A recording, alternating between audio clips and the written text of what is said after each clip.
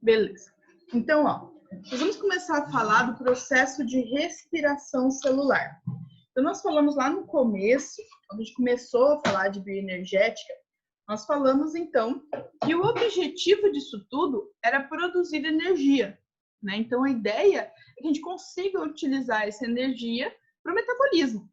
Para isso, então, existe uma série de processos para pegar o que a gente consumiu, junto com o oxigênio, e gerar, então, a forma livre de energia que a gente consegue utilizar, que é o ATP, a nossa forma rápida de utilização de energia. Então, lá no começo do capítulo, lá a gente viu o que era esse ATP, né? Como que ele era formado. E a gente viu, além do ATP, a gente viu outras duas moléculas, que era o NAD e o FAD. E lá no começo do capítulo eu disse para vocês que o ATP é energia, só que o NAD e o FAD são moléculas carregadoras. O NAD já apareceu lá na fotossíntese, que ela pegava o hidrogênio, separava quando acontecia a hidrólise lá, a água quebrava, pegava o hidrogênio e levava para outra fase. Agora o NAD volta a aparecer também, fazendo a mesma coisa, pegando o hidrogênio, levando para outra área. Agora aparece uma molécula carregadora, também um que vai levar para outro lugar, que é o FAD. O FAD é o FADH2, ele leva 2 hidrogênios. Mesma função, também de transportar, tá? Então, ó, a respiração celular que nós estamos falando, o objetivo dela é gerar energia, é gerar ATP. Tem uma perguntinha aqui. A prática frequente de algumas modalidades esportivas provoca o aumento do volume do músculo. Que organela tem a sua multiplicação estimulada por esse procedimento e por quê? Então, quando você vai para a academia com o objetivo de aumentar a tua musculatura, né? Você não produz mais células. O teu número de células musculares, elas continuam sendo exatamente a mesma. O que acontece é que essas células aumentam o seu volume. Para aumentar o volume celular, então está diretamente ligada à exigência de energia que a tua célula vai ter. Com isso, então, quem vai ser estimulado vai ser a organela da mitocôndria, porque é ela que produz energia. Quanto maior a necessidade de energia, maior o número de mitocôndrias produzidos. Então, quando o indivíduo malha, por exemplo, tem aqueles indivíduos que malham muito o braço e esquecem da perna, vocês observam que não é por inteiro que ele aumenta, né? O braço, que é onde ele exigiu muita energia, aumenta o volume. Aí a perna fica aquele escambito fininho, né? Porque ele só exigiu energia do braço, do músculo do braço, não exigiu, por exemplo, do músculo da perna. Então, a mitocôndria, ela aumenta o volume do citoplasma, porque ela se multiplica. Lembrando que como ela tem DNA próprio, ela consegue se multiplicar independente do DNA nuclear.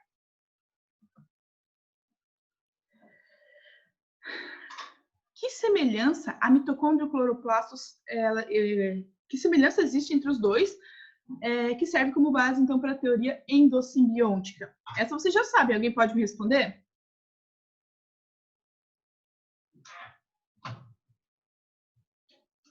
Oi, gente? Alguém pode me dizer qual a semelhança que tem entre os dois, que dá base à teoria endossimbiótica? Pô, prof, eu lembrava disso aí, cara. Vocês lembravam? Vocês vão lembrar ainda.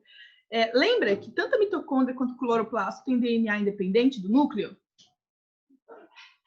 Então, tanto a mitocôndria quanto o cloroplasto, elas têm um DNA que é diferente do DNA nuclear. Então, indica que possivelmente elas eram células procarióticas, e que foram, na verdade, só absorvidas por uma célula eucariótica. Então, o que dá base à teoria endossimbiótica é o fato de tanto a mitocôndria quanto o cloroplasto terem DNA independente do DNA nuclear. E esse DNA independente faz com que a célula, que a organela consiga se dividir independente do DNA nuclear. Então, ela consegue se dividir sozinha, sem necessidade de orientação do DNA nuclear. Então, a gente já falou que o processo de fotossíntese e respiração, eles são processos complementares, né? Então, tanto a fotossíntese quanto a respiração, eles produzem compostos que eles vão se alternando. Então, enquanto a fotossíntese vai liberando oxigênio, os seres aeróbios, no caso, nós, animais de modo geral, né? O reino animal de modo geral, mais alguns outros ali, pegam o oxigênio, capturam esse oxigênio, jogam na cadeia respiratória e liberam gás carbônico dessa cadeia respiratória. Esse gás carbônico é capturado pelos seres fotossintetizantes, e esses seres fotossintetizantes pegam o oxigênio e pegam o gás carbônico, colocam lá na fotossíntese, faz glicose e libera oxigênio para a gente. Então, observem que isso se mantém num ciclo, né? Então, nós liberamos gás carbônico, as plantas pegam gás carbônico, liberam oxigênio. Plantas, de modo de dizer, sabe? Tem as algas também que são fotossintetizantes, né? Mas, de modo geral, então, vocês veem que esse ciclo se mantém meio que constante. O fato é que aí, quando a gente diminui o número de organismos fotossintetizantes, nós diminuímos o número de oxigênio que é liberado para a gente. E também acumulamos gás carbônico na atmosfera, o que gera uma série de problemas, mas isso a gente deixa para discutir em outro momento, né? Vamos continuar aqui no nosso foco. Nosso foco hoje é a produção de energia, e essa produção de energia é através da molécula de ATP. A molécula de ATP é a nossa fonte de energia de uso imediato, ele não pode ser armazenado. Então, essa fonte de energia aqui é para usar já. Produziu, usa.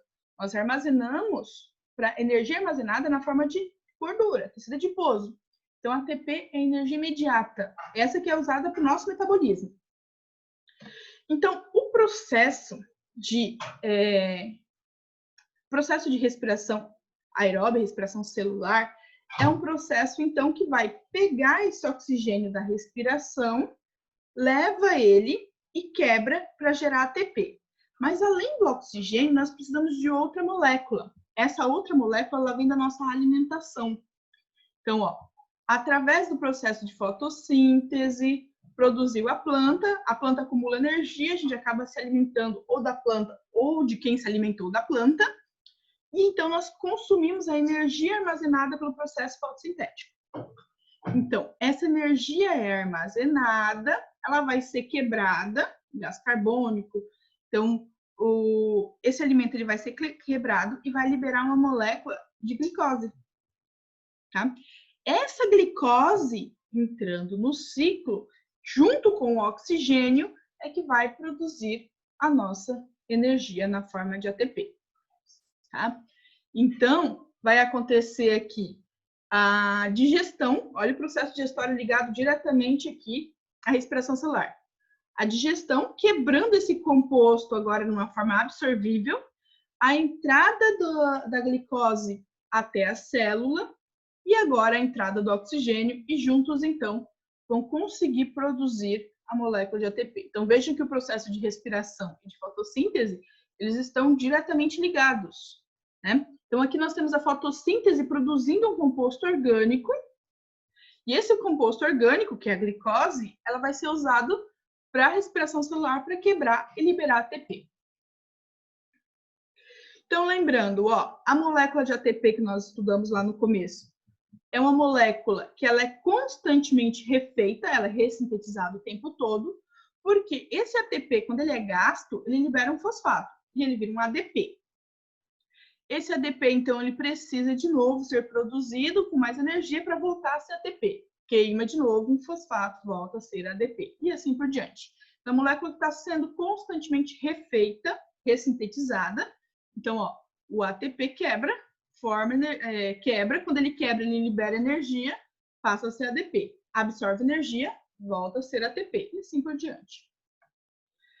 Então, o processo de respiração aeróbia, ele é feito todo dentro, quase todo pelo menos, ele é feito dentro das mitocôndrias. Então, as mitocôndrias funcionam como centrais energéticas para essa produção de energia. Então, partes onde vai acontecer. Nós temos as cristas mitocondriais acontecendo um dos processos, são 3 processos, e o outro processo acontece na matriz mitocondrial, que é o líquido, que é a parte mais viscosa aqui do interior da mitocôndria. Então, nós temos nas cristas, nas membranas da mitocôndria, que vão acontecer um processo, e outro na matriz mitocondrial. Então, vamos falar desse processo de respiração aeróbia. Aqui nós temos a equação simplificada. Lembra alguma coisa dessa equação para vocês? É o contrário da outra? É o contrário da outra. Tá, nada. Ia falar besteira. É o contrário da outra. É o contrário da fotossíntese. Lembra que da fotossíntese pegava água, dióxido de carbono e liberava glicose e oxigênio, né? Agora aqui é exatamente o contrário. Nós temos a glicose mais o oxigênio, liberando, então, o dióxido de carbono e a água.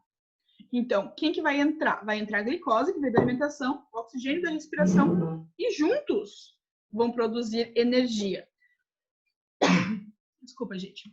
Observem o saldo de energia aqui, 38 moléculas de ATP. Tá? Então, cada processo desse libera uma quantidade grande de moléculas de ATP. Gente, questão de número.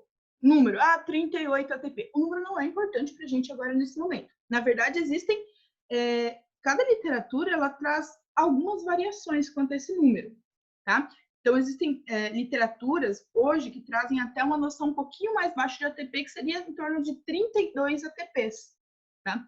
O número de ATPs até hoje não é um consenso ainda. Existe uma certa dificuldade de determinar quantos ATPs exatamente é produzido por cada processo. Então, na verdade, não é importante vocês se fixarem no número. É importante vocês entenderem onde produz mais ou menos energia, ok? Então, são 3 etapas. Então, a primeira etapa é a glicólise, a segunda é o ciclo de Krebs e a terceira é a cadeia respiratória, tá? Tudo que terminar com lise, vocês já sabem que é uma quebra. Lembra? Hidrólise, quebra da molécula da água. Então, tudo que termina com lise, está acontecendo uma quebra.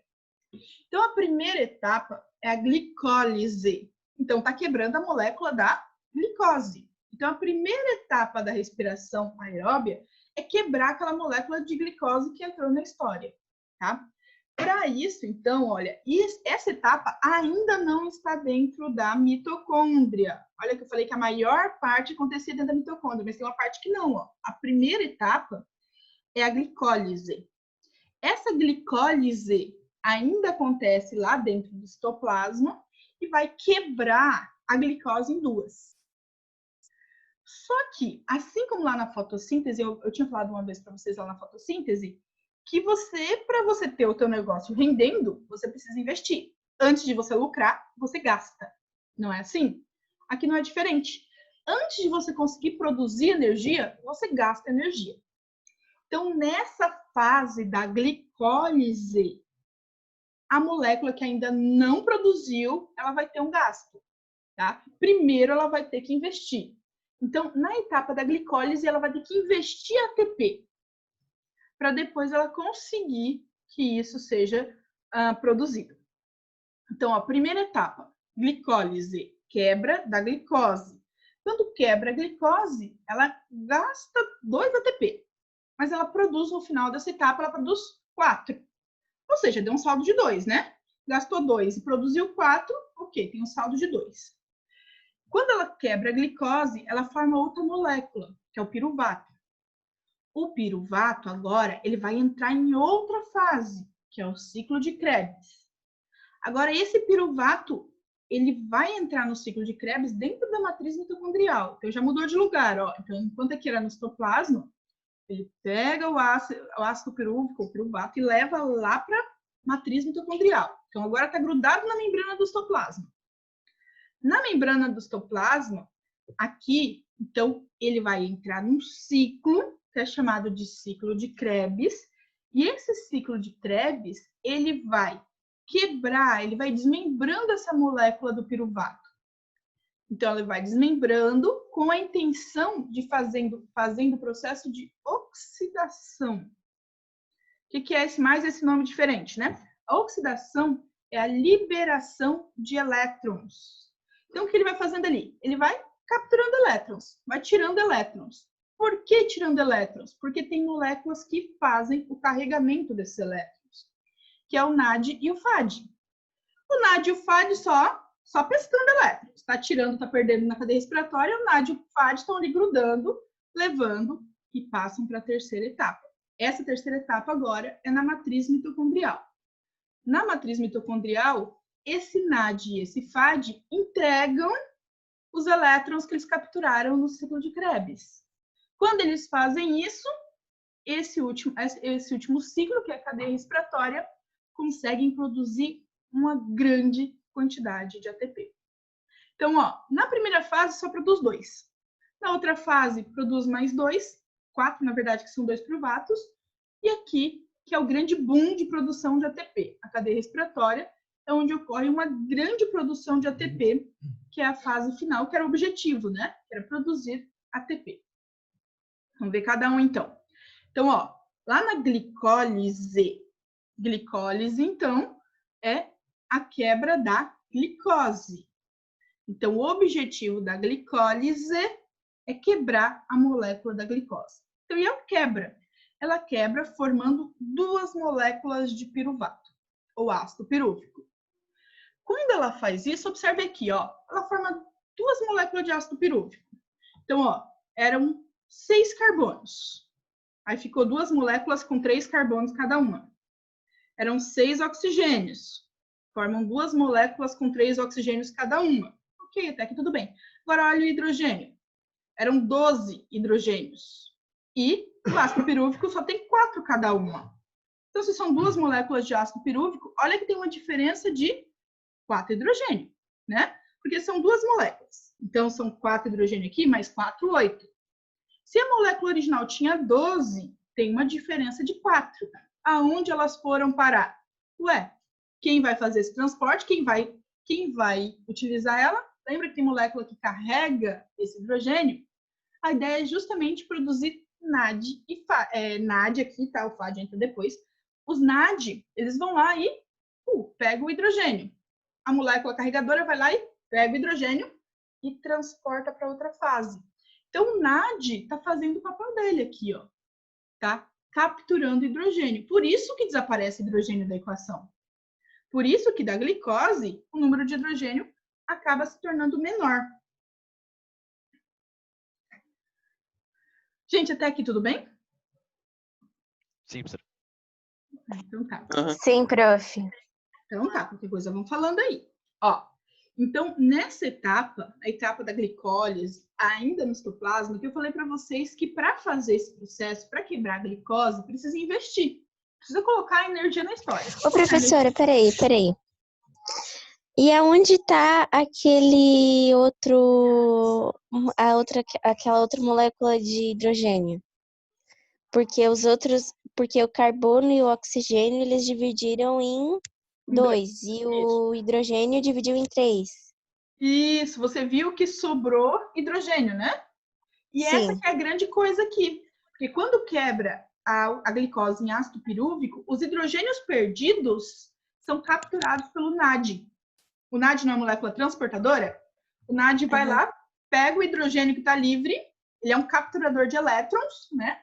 Então, ele captura o hidrogênio livre e leva esse hidrogênio livre para outra fase da respiração celular, tá? Que é o ciclo de Krebs. Então, ele vai pegar dali e vai levar para outra fase. Ah, é aí que faz como é que eu posso dizer? Essa conexão entre as etapas. Isso mesmo. O objetivo das etapas é justamente utilizar esses hidrogênios que foram queimados, que foram liberados, e esse ácido pirúvico, tá? Então, para fazer isso, investe em 2 moléculas de ATP. Gasta-se, né? Queima 2 moléculas de ATP, mas produz no final, ele produz 4 moléculas de ATP, tá? Ou seja, gastou 2, produziu 4, saldo final da primeira reação, ele produziu, ó, na primeira reação, ele chegou com um saldo legalzinho ali, ó. Ele chegou com um saldo de 2 ácido pirúvico e mais 2 ATP. No final das contas, ele produziu isso tudo. Além desses 2 ATP, ele produziu mais o quê? Mais os NAD. Cada NAD vai carregar 2 hidrogênios. Então, forma os NAD H mais H, ou NADH2, tá? Então, forma mais 2 moléculas de NAD que vai levar para outra fase, que é a fase do ciclo de Krebs. Ok? Estamos tranquilos até aqui? Ok. Ó, formou 2 moléculas de piruvato. O desenho que vocês estão vendo, está entrando uma molécula de piruvato só. Óbvio, o outro vai acontecer a mesma coisa, né, gente? Então, a gente vai falar de um, mas entenda-se que cada glicose quebrada produz 2 desse aí, né? Então, ó, o ácido pirúvico, o piruvato, chegou na segunda fase, que é a fase agora do ciclo de Krebs. O ciclo de Krebs, como nós estávamos falando, ele não acontece ele não acontece no citoplasma, ele acontece na membrana já. Então, ele já vai lá para a matriz, ele vai para a matriz mitocondrial, né? Então, no ciclo de Krebs, então, o que ele vai fazer? Ele vai entrar num ciclo, como o nome já diz, e esse ciclo, ele vai arrancando carbonos. O piruvato, ele é uma molécula com três carbonos, ó. E aí a ideia, quando ele entra ali, é ele ir justamente formando, liberando carbonos, que cada vez que ele liberar, ocorre aquele desbalanço eletrônico ali e o hidrogênio acaba sobrando. E o NAD e o FAD vão se fartando, digamos assim, vão pegando esses hidrogênios. Observem que entra uma molécula diferente. Então, aqui, ó, entra uma coenzima A. Tá? Então, aqui entra uma moléculazinha diferente e que a ideia dela, ela vai fazer uma molécula intermediária. A ideia da coenzima A, ela se une ao piruvato só para botar o piruvato no ciclo. Tá? Então, quando ela forma a coenzima A, ou acetil-CoA, a ideia é só levar isso para o ciclo, tá? Para o ciclo de Krebs. Então, ela pega o piruvato, se une lá ao piruvato. Então, o piruvato ele vai se unir e vai formar, então, o acetil. Como que ele vai formar o acetil? O piruvato, para ele formar esse acetil, ele perde um carbono. Tá? E vira só 2 carbonos. E aí, então, ele forma essa molécula com o acetil, com a enzima CoA, vira o acetil-CoA. Então, ó, o piruvato que tinha 3 carbonos perdeu um, virou o acetil. O acetil se une a uma coenzima que leva ele lá para o ciclo. No ciclo de Krebs, ele mantém permanentemente uma molécula com 4 carbonos. Quando chega esse acetil com mais 2 carbonos, ele vai formar uma molécula com 6 carbonos. Essa molécula com 6 carbonos, agora ela entra num ciclo em que constantemente ela vai ser induzida a liberar carbono e hidrogênio. Então, quando ela faz isso, ela vai produzir, ó, esse acetil-CoA entrou aqui. Lembra que o CoA, a enzima CoA era só para trazer para o ciclo de Krebs, né? Então, trouxe para o ciclo de Krebs, se uniu aos 4 carbonos permanente, o CoA vai embora. O CoA já fez o papel dele, deu. E aí fica só, então, essa molécula do acetil de novo. Essa molécula agora ela vai ser quebrada e vai liberar energia na forma de ATP, vai liberar elétrons, vai liberar 2 moléculas de gás carbônico. Lembra, ó, tinha formado uma molécula com 6 carbonos em cima? E eu falei para vocês que nesse ciclo permanece constantemente 4. Então, vai formar 2 moléculas com gás carbônico e vai embora. Adivinha? É o gás carbônico que nós expiramos. Então, passou pelo ciclo de Krebs, quebrou o acetil libera 2 moléculas de oxigênio, de gás carbônico, desculpa. O acetil libera 2 moléculas de gás carbônico. Vai embora. Fica aqui dentro ainda os outros 4, que continuam sendo constantemente forçados a liberar hidrogênio. Quando essa molécula vai liberando hidrogênio, a molécula do FAD e do NAD se unem a esse hidrogênio. Lembra, elas são transportadoras, elas são carregadoras. Então, elas se unem ao hidrogênio. Lembra que no começo eu falei que são 2 moléculas de piruvato, né? Se são 2 moléculas de piruvato, isso aqui acontece 2 vezes para cada glicose quebrada. Então, ó, se acontece 2 vezes... Tá, professora, mas acontece 2 vezes ao mesmo tempo ou acontece primeiro uma vez, aí acaba esse ciclo para começar de novo? Acontece ao mesmo tempo, na verdade, várias vezes, porque a tua célula não tem uma mitocôndria. Ela tem várias. Dependendo do teu uso energético, você vai ter muitas mitocôndrias. Tem gente que é mais sedentário, tem menos, né? Agora, quem é mais ativo, vai ter mais mitocôndrias. Isso vai estar acontecendo o tempo todo para liberar energia, tá? Então, esse processo acontece ao mesmo tempo em várias mitocôndrias. Tá. Tá? Então, ó, a molécula de piruvato foi quebradinha lá, e no final das contas, o que sobrou desse nosso saldo todo aí? Observe que cada molécula de piruvato produz uma molécula de ATP. Então, na verdade, como são 2 moléculas de piruvato, desse processo é liberado 2 moléculas de ATP. Além dessas 2 de ATP, são produzidos, a cada ciclo desse, são produzidos 4 NAD. Cada NAD, na verdade, são 2 processos, então são 8 NADs no total, NADH, e são produzidos mais 1 FAD para cada um, então são 2, porque são 2 piruvatos. Então, no final das contas, são produzidos 2 ATP, lembra que já tinha 2 na glicose, mais 2 agora. E aí são produzidos 8 NADH e 2 FADH. Ok.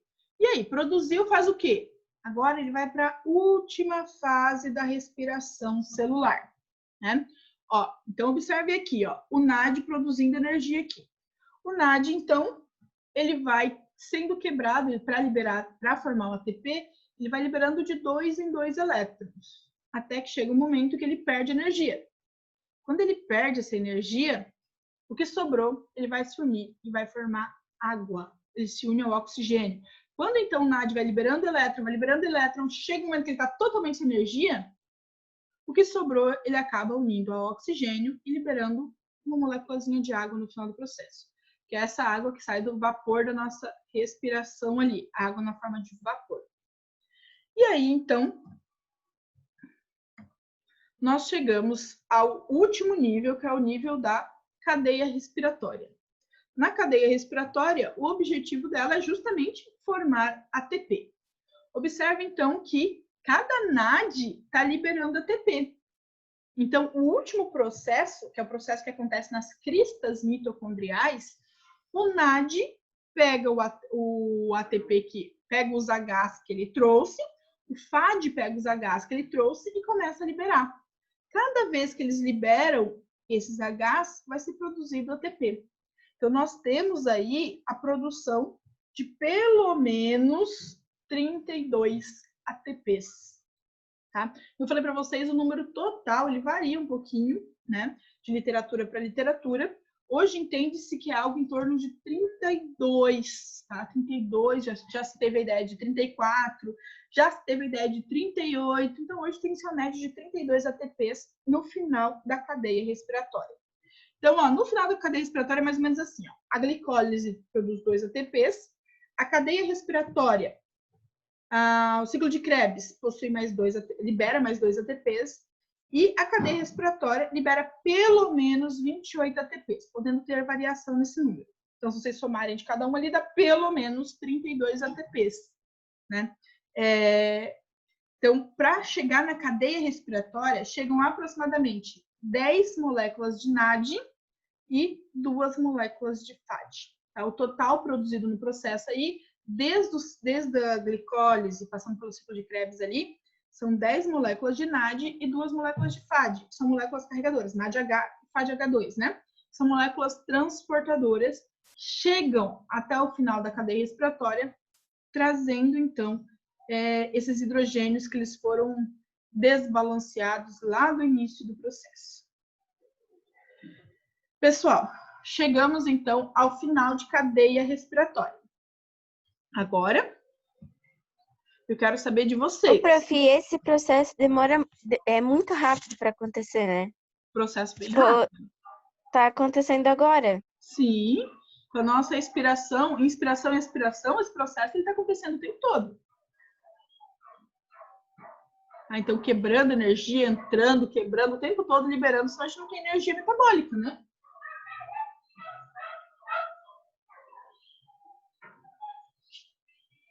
Gente, dúvidas? Não. Nada, gente? Tudo certo aí? Alguém falou? Uhum. Não, tranquilo, falei, tranquilo. Tranquilo? Não, eu tenho uma dúvida, professora. Se lá no segundo processo eles formam NAD e FAD, esse NAD e FAD fica dando rolê pelo processo respiratório o tempo todo? Exatamente. Ele pega o NAD e o FAD, eles são transportadores. Então, o objetivo dele, gruda um, leva para o outro. Gruda para um, leva para o outro. Então, ele fica só levando elétrons. Então, quando a molécula, ele fica esperando só a molécula oxidar. O que quer dizer oxidar? Ela perde elétron. Quando ela perde elétron, eles grudam no elétron e levam. Aí eles voltam. Voltam na forma de NAD. Aí, quando a molécula de novo perde elétron, ele junta o H e leva de novo. Aí ele volta. E assim fica. Tá? Então, essas aí, tanto NAD quanto FAD, são moléculas carregadoras. Tá? Pessoal, tanto o processo de glicólise, quanto o ciclo de Krebs, quanto a cadeia respiratória, elas têm fases. Só a cadeia, só para vocês terem noção ali, a cadeia do ciclo de Krebs, ela tem 9 fases. Tá? Essas 9 fases, cada um tem um nomezinho mais estranho que o outro. Tá? Só que para ensino médio, a gente não há necessidade de que vocês lidem com esses nomes. Tá? Então, isso aí, essa exigência de entender, de decorar esses nomes, na verdade, ela passa para o ensino superior. Então, isso não é uma exigência das 9 fases detalhadamente do ensino médio. Tá? Então, a gente precisa que vocês entendam o processo, o que acontece no processo, mas os nomes em si, esse detalhamento de nomes, não é matéria do ensino médio, tá? Então, vocês precisam entender como que esse ciclo acontece. Certo? Certo. Dúvidas? Não. Não? Então, tá. Gente, ó. Então, a gente vai fazer igual lá no processo de fotossíntese. Agora que vocês ouviram a professora, entenderam o processo de modo geral, antes da gente entrar em fermentação, que é a continuação agora de respiração celular ali, antes da gente entrar em fermentação, vou fazer isso na próxima aula, vocês vão pegar o caderno de vocês e vão registrar o que vocês entenderam. Tá? Pega o caderno, se vocês quiserem usar a apostila de vocês, a gente hoje falou o assunto que está entre as páginas 49 até ali 52. Tá? Então, a gente falou desse pedaço aí, da 49 a 52. Então, se vocês quiserem usar a apostila, usem, mas registrem no caderno de vocês esse processo. O que vocês entenderam desse processo, o que vocês conseguiram absorver, leiam na apostila e vão registrando. Combinado? Beleza. Se tiverem dúvidas, marquem, registrem do ladinho ali, tá? Na próxima aula, ou me envia já, né? Que eu tô aqui esperando vocês. Me envia ou manda para mim no privado, ou pergunta na próxima aula também, que eu respondo vocês. Esse processo é um processo complexo, gente. Ele gera dúvida, sim. Tá? Então, vocês precisam, se não conseguiram entender nada, dão uma lida, pergunta para a professora. Se conseguiram entender, agora vamos ver o que não ficou tão claro assim, né, que é um processo bastante complexo de geração de energia. Tá bom, gente? Tá bom, prof. Então, ó, bom trabalho para vocês. Então, agora vamos dar uma lida, vamos dar uma resumida no que vocês entenderam, para a gente gravar um pouquinho mais. Lembrando que a gente grava menos de 10% só ouvindo. E aumenta muito a nossa capacidade de gravar o conteúdo, ali sobe para o próximo de 20, quando a gente ouve e anota. Melhora muito ainda quando a gente tenta explicar para uma terceira pessoa. Tá? Quando a gente ouviu de alguém, leu, entendeu e tenta explicar para alguém. Então, a nossa melhor forma de absorver as coisas é quando a gente tenta explicar para alguém. Tá? Então, quem estiver realmente interessado em gravar, entender o que está acontecendo, tentem passar por esses processos. Ouviu, registrou, tentar explicar para alguém. Tá bom? Tá bom, prof. Gente, obrigada pela participação de vocês, tá? Eu atrasei hoje para começar a aula 15 minutinhos, porque eu e o César a gente está dividindo o computador, porque o dele deu problema, não ligou, e aí a gente está dividindo o computador. Aí, como ele tinha aula das 9 às 9h30, por isso que eu atrasei 15 minutinhos nossa aula, tá? Aí eu esperei ele acabar dele para começar a nossa. Obrigada. Fica tranquilo, professor. Não dá nada. Ó, acabamos no horário certinho ainda. Acabou? Não tem problema. Não, vocês são parceiros, eu sei que são. Gente, obrigada, tá? Pela participação de todos. Até a próxima aula, galera. Até, professora. Tchau, beijo, prof. Tchau. Pra vocês malharem perna, hein? Não esquece. Pra não ficar os cambitos fininhos e o braço forte. Beijo. Beijo. Tchau.